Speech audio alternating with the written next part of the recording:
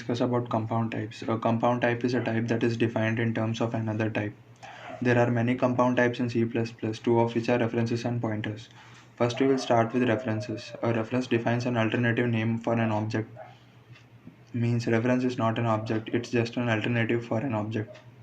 We define a reference type by writing a declarator of the form ampersand d, where d is the name given to the reference. As when we define a variable, we initialize it by any value or by any expression. But in case of reference, we initialize the reference by a predefined variable which itself is initialized. In other terms, we bind the reference to the variable's initializer. Once we bind the reference to an object, there is no way to rebind the reference to refer to a different object. A reference is basically an alias, it's not an object. It's just another name for an existing object. As we know, it's just an alias, so if we do any operation on the reference, it means we are doing the operation on the object to which it is bound. For example, int ival is an object whose initial value is 1024. Then we declared a reference refval and initialized to ival, or we can say binded it to ival. Next, we declared another reference refval2, which is invalid because a reference must be initialized. Then we assigned refval equal to 2. It means we are assigning 2 to the object to which refvals refers, that is ival. After that, we created an object ii and initialized to refval. So now the value of ii is 2 because we changed the value of ival in the last statement. Let's see what happens if we don't change the value of refval. What value is assigned to ii? It's 1024. So the confusion is when we assign to a reference, actually we are assigning to the object to which reference is bound.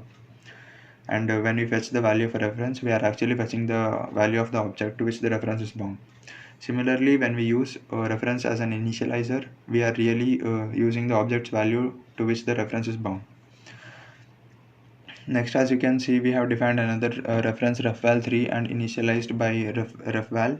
This means refval3 is bound to the object to which refval is bound, that is ival.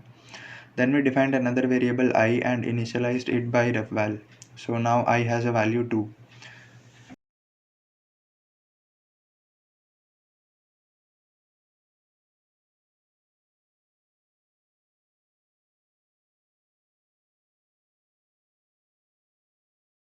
Next, we will know the reference definitions. We can define multiple references in a single definition. If we want to define a reference, we have to just add an ampersand sign in front of the reference name. Here I and I2 are both int variables. R is a reference bound to I, R2 is an int variable, I3 is an int variable, Ri is a reference bound to I3. Next, both R3 and R4 are references. One main thing, the type of the reference and the object to which the reference refers must be same. Now let's see some invalid definitions. Refval4 is invalid because initializers must be an object. Refval5 is invalid because the type of deval is double, not int. To be valid, it must be an int object. So that's all for references. Next we will start by another compound type, that's pointers. Like references, pointers are used for indirect access to their objects. Pointers are objects in actual. Pointers can be assigned and copied.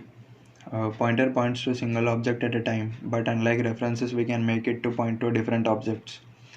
There is no necessary condition that a pointer must be initialized at the time of declaration. As we use ampersand sign to define references, in pointers we will use asterisk sign before the pointer's name to define a pointer. For example, both IP1 and IP2 are pointers to, or we can say of int. DP is a variable and DP2 is a pointer to double. Next we will learn how to take address of an object. A pointer basically holds the address of another object.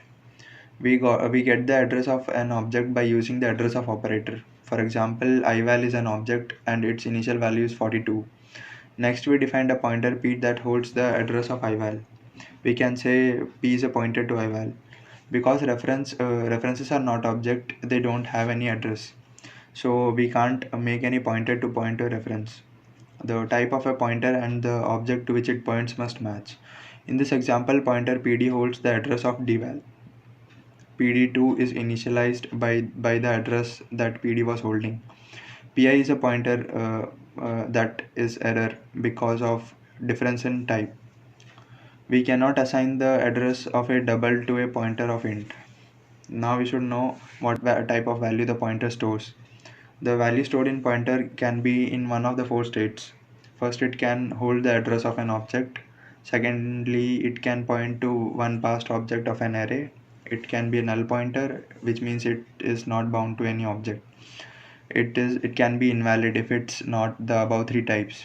It's error to assess the value of an invalid pointer. Next, we will learn how to assess the object by using a pointer. Whenever we want to assess the value of the object to which the pointer points, we use a dereferencing operator. For example, P holds the address of ival. It means P is a pointer to ival. Next, the statement cout asterisk P yields the object to which P points, that and prints 42, as you can see.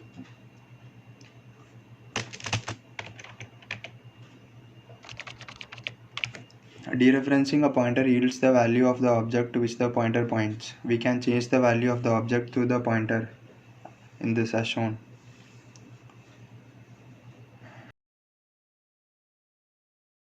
Asterisk P equal to 0 points to value of the object and changes the value to 0. If now we want if we cout asterisk P, it prints 0. When we assign to asterisk P, we are actually assigning to the object to which P points. Note that we can only dereference a valid pointer. Now if you are confused of the symbols asterisk and ampersand, let's understand them by examples. We defined an object I equal to 42. Here the ampersand sign is a part of declaration, not address. Here R is a reference. Next we defined a pointer. Here asterisk sign is a part of declaration of the pointer. We are not dereferencing P to yield any value. Then we wrote P equal to ampersand I. Here ampersand acts as an address of operator and we are assigning the address of I to P. Then we wrote asterisk P equal to I. Here asterisk act as a dereferencing operator. Next we defined a reference R2 and initialized it by the value of the object to which P is pointing. Here ampersand is used to declare a reference and asterisk is used as a dereferencing operator to yield the value. I hope it's now clear to you. And then moving on to our next topic, null pointers. A null pointer basically does not point to any object. As in the given example, you can see how to define a null pointer. The most direct approach is to initialize the pointer using the literal null ptr, or we can initialize by the literal 0 or by null. To use this, we must include cstd lib header. Next we will know about how to assign to a pointer. Both references and pointers give indirect access to the objects. Assignment makes the pointer to point to a different object. For example, pi is initialized but addresses no object. pi2 is initialized to hold the address of I. pi3 is uninitialized. Next statement is pi3 equals to pi2 says that they both point to or addresses the same object, that is I. P2 equal to 0 means now P2 does not address to any object. The important thing to keep in mind is that assignment changes its left-hand operand. In this, the value in Pi is changed, not Pi to ival. Asterisk Pi equal to 0 means the value of ival changes to 0. Pi is unchanged. It still points to ival. Next we will see the operation on pointers. To use pointers in the condition, they must be valid. For example, Pi is a valid null pointer. Pi2 is a valid pointer that holds the address of ival. In the first if condition, we have given Pi. Whatever in the block of that if statement remains unexecuted because the condition fails, as Pi is a null vector pointer. But Pi2 is not a null pointer, so it's true. If we use equality or inequality operator, then the result of the expression will be in Boolean type, means true or false. Two pointers are said to be equal if they hold the same address, otherwise unequal. If the two pointers hold the same address, the pointers may be null, or it means they are addressing to the same object, or they are addressing the element one next to the last element of an array. Next is void type pointers. The type void is a special pointer type that can hold the address of any object of any type. This is how we define them. This shows that it can hold address of objects of any type. Next we will see how pointers point to pointers. We indicate each pointer level by an asterisk. Means to define a pointer to a pointer, we will use two asterisks. If we want to show pointer to a pointer that itself points to a pointer, it's by 3 asterisks. For example, ival is an object, pi is a pointer to ival, pi is a pointer that points to a pointer pi which itself point to an object of int. If we want to assess the value to which it points, we have to dereference it twice in this way. Next is references to a pointer. In this example, I is an object having a value 42. P is a pointer of type int. R is a reference to a pointer P.